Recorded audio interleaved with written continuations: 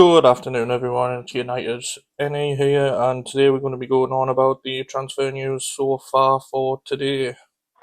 So we've got some news on Gyokeres, Mbeumo, a centre back, the goalkeeper situation, a little bit on Osimhen, also potentially some outgoings as well. But there's not much to back that up. So we'll start off with Gyökeres. Obviously, Fabrizio Romano said that he was 99% going to join if United won the Europa League. I don't think this will change much. I still think we're very heavy on going, and I think we've been talking to him since November when Anarim actually started. Obviously, we've got no proof of that, but that is what I believe. There's also some reports from Sky today about initial talks started, which they started ages ago, and a 70 million bid, which there's been no bid going on from what I can see from other sources. And the likes of Romano, Ornstein, Jacobs, none of them have said this has happened. There's also some reports from France saying Al Hilal approached Gyökeres and he's declined, saying that he wanted to stay in European football. This is what I gathered from yesterday. A player of his quality at 26 years old, you don't really want to be making that move unless you do it for money. There's also reports from Portugal as well about Gyökeres being fuming with Sporting because they refuse and honour the gentleman's agreement. Obviously, nothing's confirmed about that yet, but I think that would put some issues on Sporting's back from their ultras and all that if they refuse to honour his gentleman's agreement when he did agree to stick around for another season. So I don't think we've got any issues there. Obviously, Talk Sport as well. Andy Minton said he had spoke to United leaderships and they'd spoke about number 10s, but nothing about a striker. Obviously, personally, I'm not choosing to believe that. That's up to yourselves if you want to believe that. And last but not least, Simon Jones, who was the one who released the information on Branthwaite last season.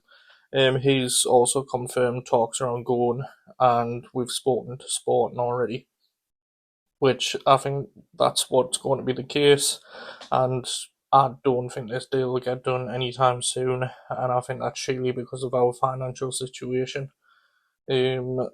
I'd say probably end of June, start of July when the transfer window is starting to get later. As long as we've got him in before pre-season, that is all Anarim needs. And when it comes to the whole talk of not honouring the gentleman's agreement, which is the 67 million apparent release clause, obviously that would probably give us another 10-20 million to pay if they don't honour that agreement. Obviously, we've got no proof that that is the case, but hopefully it isn't, because that 10-20 million could make all the difference with Man United. You know how we are, especially when it comes to money. Sacking all these people, are they really going to spend another 10-20 million? Like loads of sources, personally I believe Gyökeres will be a Manchester United player unless something massive happens, like we don't agree to pay the fee or won't pay the extra 10-20 million, or a more efficient club comes in straight away and takes him off our hands. Moving on, obviously we've got Mbeumo. I think that's going to be the next signing that we definitely do. There's loads of reports from Sky Sports, Mirror and The Sun all saying that the deal's potentially at risk getting hijacked. I don't think that's the case. That's obviously my personal opinion. I can't say he will or he won't. But when you decline Newcastle, Arsenal, and you're going to leave Brentford, even when Thomas Frank was there, why would you then go to Spurs just because Thomas Frank is moving club? Obviously, could happen. You never know when it comes to a transfer window. But he's outwardly said that he wants to go to Man United, so I expect it to happen. Obviously, David Ornstein also said that talks are continuing and there could be some moves this week. Obviously, the transfer window closes tonight, but that doesn't stop any deals from happening over the next couple of days up till Monday when it reopens. Mike Keegan also said that it's going to be a slow week, which I suspected anyway. I think it's going to be a battering between us and Brentford over this last couple of £1 million. I think they're going to definitely want the 60 to 65 million. Whether they're willing to accept that more in add-ons and a smaller payment up front, that's for Wilcox to try and get sorted. I wouldn't pay any more than 65 million, including add-ons for him. Yeah, he's probably got a bit more of a higher ceiling than Cunha for the 62.5, but I think we paid just a bit over the odds. But with a release clause, I'm going to do that. I think that we might get Here We Go maybe end of this week, next week, depending if Man United get the finger out. Because Mbeumo was not in Club World Cup, so it's not like we can't talk to him, and Brentford might have had the weekend off, but now we've got 5 whole days where we can try and progress this deal while we try and sort out the finances for the Gyökeres deal. Obviously, there's been some other news, some more reports coming from Italy about Ndicka, saying that United are interested. I haven't seen much ground into these reports, however, I would take him as a very good squad depth player. But I think we need to avoid centre back this season, especially with our limited budget, because we've got about 110 to 120 million to spend before PSR, but that PSR can change as long as we get some outgoings. Ideally, Rashford, obviously pure profit. We can't be using Garnacho in any swap deals because that would massively impact our PSR and spending ability. But I'd 100% take Ndicka as a backup centre back. Maybe even challenging Maguire for that centre spot because he is 6'3", 6'4", which is what you want from that centre back. Height, aggression, physicality, which is why Maguire holds that so well. Been some more reports in Turkey about Osimhen saying that United could reunite their interest. I would love Victor Osimhen at the club, however, I don't think there's any slightest possibility of getting that done because of the financial side of it. Because he's going to cost you upwards of about 55 to 60 million euros, and then he's going to want 300 to 350 grand a week. And then obviously agent fees as well, they're going to want a decent bit. I think the only way we could get this deal done is by getting quite a few big named players off the books. So like getting Rashford's wage out there, Sancho's out there, Casemiro. But I don't think we have the possibility of getting that done. We might get Rashford out, we might get Sancho, who knows. Obviously on the outgoings, we've got one more potential incoming, well, not incoming, bit more news on the goalkeeper side of it. Obviously, Fabrizio Romano said earlier today, direct quote from Donnarumma, that he doesn't want to leave PSG and that he's wanting a new contract and wants to stay there. So I think what's being linked to him was should he maybe to increase his contract value, or it might be PSG trying to push him out the club. Can't see PSG doing that when he's probably the best, if not one of the best goalkeepers in the world at the moment. I think the only person who comes close is probably Courtois and potentially, as much as I hate saying it, Alisson. But the goalkeeper side of things, Man United could easily, with that 40 million that it cost you for Donnarumma, you could get very good goalkeepers for much less than that. We could hijack the Mike Maignan deal for 15 million euros, which is an absolute steal. Obviously, you've got Emi Martinez from Aston Villa, Lucas Kevlier from Lyon, and then obviously you've got quite a few young upcoming goalkeepers that you could get who are playing first team football, like Restes from France as well. Another great opportunity. Get him for about 20-25 million pound. These are all opportunities that we could take. Whether we look at young upcoming players like that is a different thing. But I think in United's transfer policy, I think the goalkeeper should have come first. Yeah, we need a top quality forward and have Rasmus potentially as that backup. But goalkeeper wise, I've got nothing against Nana. He seems like a great guy. He always tries to do his best for the club. However, it's the goalkeeping ability. we bought him as a ball playing goalkeeper, and he just kicks everything long, no simple passes, or when he does do a simple pass, he plays someone straight into danger. And I think it's just that's where we're going to need to develop straight away. Because if we don't get a new goalkeeper, but we do get that forward, I think we're going to be in a situation where we'll have to try and outscore teams. And yeah, Cunha, Mbeumo, and Gyökeres added a load of goals to the team. However, there's a load of goals lost last season because of it. Our goals conceded, I think it was 63 in the Premier League, which is honestly awful. And I can't even blame that on our defence because I believe our defence played really well.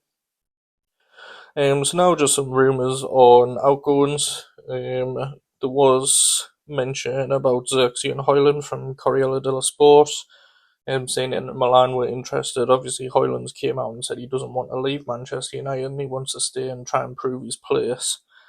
And Inter also inquired about Zirkzee, but Man United said they didn't want him for sale, and it'd take about 40 to 45 million pounds to get them to consider selling him. I don't think we should sell him. I think he's a good backup to fight against Cunha and Mbeumo for them two number 10 spots.